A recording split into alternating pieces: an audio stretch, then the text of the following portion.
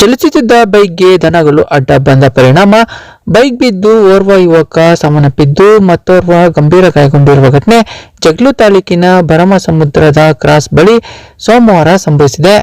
ರಂಗಾಪುರ ಗ್ರಾಮದ 28 ವರ್ಷದ ಕುಮಾರ್ ಮೃತ ಯುವಕನಾಗಿದ್ದು, ಮತ್ತೋರ್ವ ವ್ಯಕ್ತಿ 45 ವರ್ಷದ ಶಿವಣ್ಣ ಎಂಬಾತ ಗಂಭೀರ ಗಾಯಗೊಂಡಿದ್ದು, ಗಾಯಾಳನ್ನು ಜಗಳೂರು ಸಾರ್ವಜನಿಕ ಆಸ್ಪತ್ರೆಯಲ್ಲಿ ಚಿಕಿತ್ಸೆ ನೀಡಲಾಗುತ್ತಿದೆ.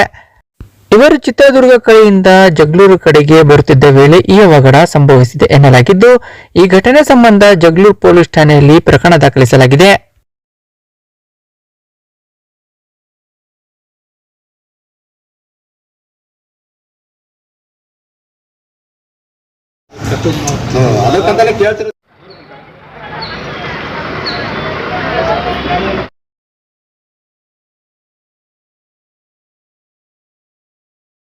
ತೂಕ ಅಂತ ತೂಕದ್ದು ಅಮ್ಮಣ ಅಲ್ಲ ತೂಕದ ಕೊಡ್ಬೇಕಪ್ಪ.